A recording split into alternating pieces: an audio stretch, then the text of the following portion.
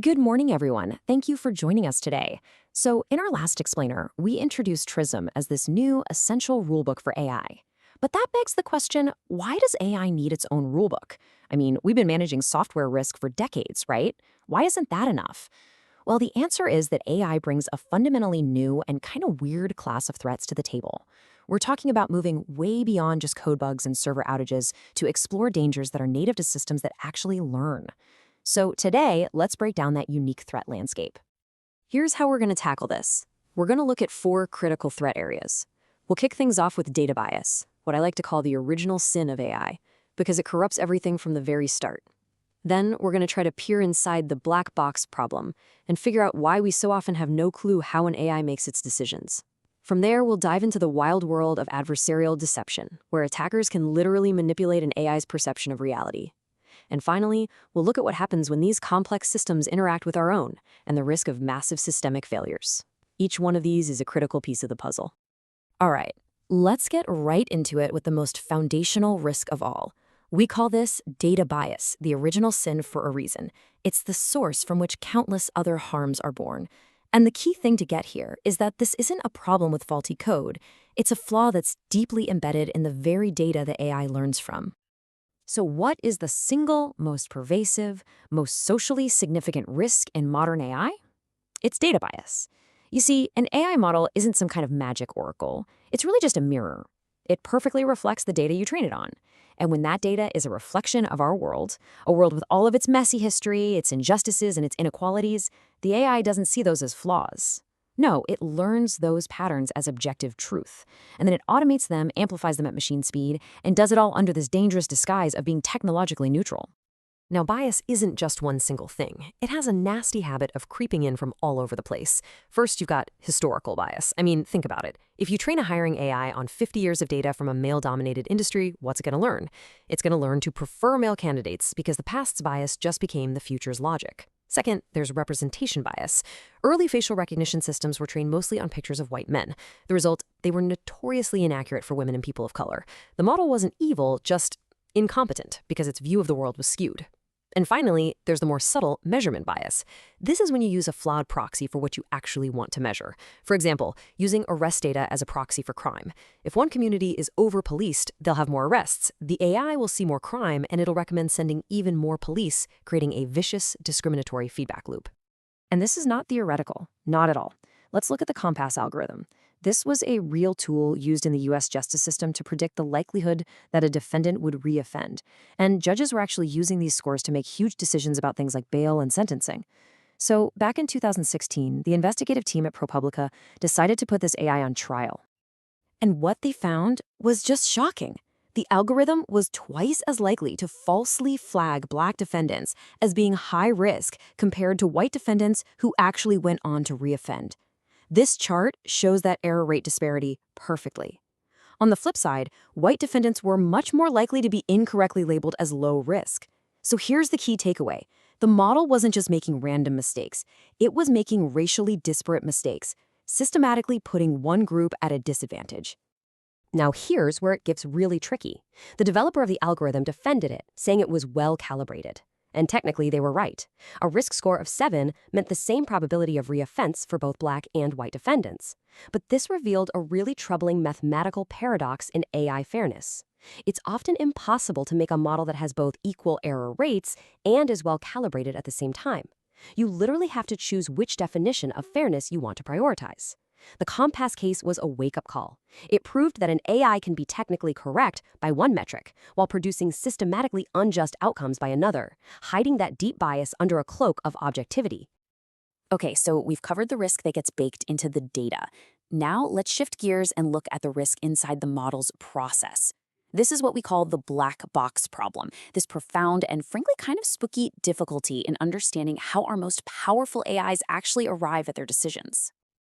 So what exactly is this explainability gap? Well, think about traditional software. It's built on explicit human-written rules. If something goes wrong, an engineer can pop the hood, trace the logic line by line, and find the bug. But a deep neural network, that's a whole different beast. It learns its own logic by finding patterns in massive amounts of data. A decision emerges from an input just sort of rippling through millions of mathematical calculations and weighted parameters.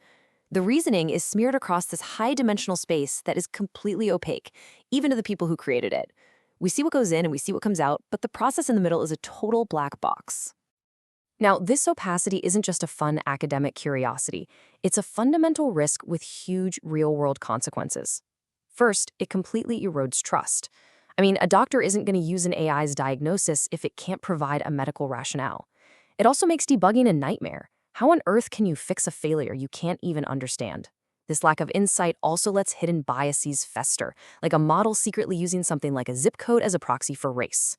And it creates direct clashes with legal frameworks, like the GDPR in Europe, which actually gives people a right to explanation for automated decisions that affect them. Bottom line, opacity undermines accountability at every single level. And this leads us to what is probably one of the most crucial questions in AI safety and governance today. If these incredibly powerful systems operate as black boxes, how can we ever hope to understand, trust, and ultimately control them? How do we shine a light inside? Well, the answer, or at least the beginning of an answer, is this rapidly growing field called explainable AI, or XAI. Now, XAI tools don't try to reveal the model's entire complicated internal logic. That's probably impossible. Instead, they give us clever tools to approximate its behavior. For example, a method called LIME creates local explanations by poking and prodding a single input to see how small changes affect the final output. Another one, SHAP, uses concepts from game theory to assign a value to each feature's contribution, giving you a more global view of what the model thinks is important. These tools are becoming absolutely essential for debugging models, for uncovering bias, and, at the end of the day, for building trust. Okay, time for our third category of risk. And for this one, we're pivoting from these inherent flaws like bias and opacity to something much more active: external, malicious attacks. This is the new and, honestly, deeply unsettling frontier of cybersecurity called adversarial machine learning. It's where attackers specifically exploit the unique way that AI models perceive the world in order to fool them. So how does an adversarial attack actually work? Let's take the most common kind, which is called an evasion attack. Imagine you have a computer vision model inside a self-driving car. It sees this image, and it correctly identifies it as a stop sign with 99% confidence. Great, everything is working exactly as it should. Now, an attacker adds a tiny, practically invisible layer of what we call digital noise to that image. To you and me, it looks completely identical, but this noise has been mathematically engineered to exploit the model's specific blind spots. And the result? The model now classifies that exact same image as a speed limit 100 sign, again with over 99% confidence. You see, it's not just wrong, it's confidently wrong. The implications of this for autonomous systems are, well, frankly, they're terrifying. And if you think this is just something that happens in a research lab, think again.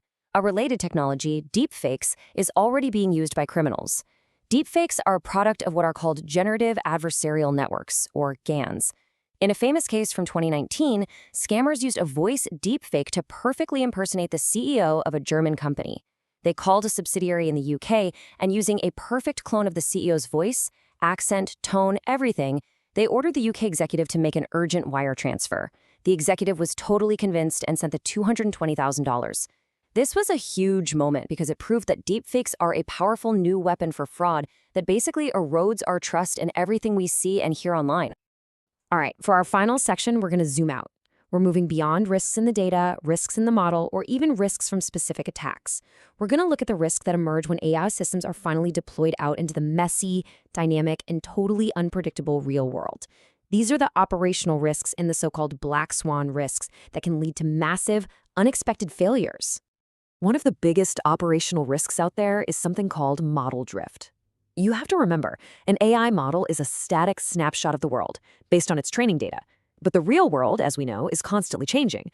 So model drift is what happens when a model's performance just silently gets worse and worse over time, because the new real-world data it's seeing no longer matches the old data it was trained on. A perfect example, imagine a credit risk model trained on pre-pandemic economic data.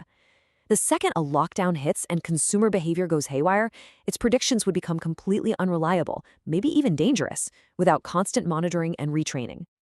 Another huge risk is automation complacency. And this one is really a human problem. As AI systems get more and more reliable, the human operators who are supposed to be supervising them can get, well, complacent. They start to overtrust the automation, they pay less attention, and their own manual skills can start to fade. This is actually a really well-documented problem with airline pilots and autopilot systems, and it sets the stage for disaster. Because when the AI eventually hits an edge case it can't handle, the human operator, who is now out of practice and unprepared, might not be able to intervene effectively in time. And this brings us to black swan risks. These are extremely rare events that have a massive impact and that we only seem to be able to rationalize after they've already happened. Well, complex AI systems can create entirely new kinds of technological black swans. The 2010 flash crash, which you can see on this timeline, is a chilling example. You had all these high-frequency trading algorithms interacting with each other at machine speed, and they created this terrifying feedback loop that triggered a temporary trillion-dollar stock market crash in a matter of minutes. It's a perfect demonstration of how multiple independent AIs can create this emergent, unpredictable, and catastrophic behavior at a system-wide level. So, we've looked at risks from biased data, risks hidden inside opaque models, risks from malicious hackers, and risks that pop up when complex systems hit the real world. Let's try and pull all of this together and define the new kind of mindset we need to manage this incredible technology. So after this whole deep dive, what's the central idea? What is the fundamental shift in our thinking that this whole new risk landscape really demands from us? The fundamental takeaway is this. AI risk is not just about code. It's about data, it's about ethics, and it's about managing this incredibly complex and unpredictable interaction between a static model and a dynamic world. These risks aren't just theoretical. They are live and active in systems deployed all around us today. And this demands a huge shift from a purely technical mindset to a more holistic, socio-technical one, which, when you think about it, is precisely why frameworks like TRiSM are so absolutely essential. We've really only just scratched the surface of the solutions today. We introduced the idea of explainable AI, and in our next session, we're going to dive deep into the quest for XAI, exploring the actual tools that are helping us build a more transparent and trustworthy AI future. Thank you so much for your time. Be sure to follow Tech, AI, and Beyond for our continuing analysis of the technologies that are shaping our world.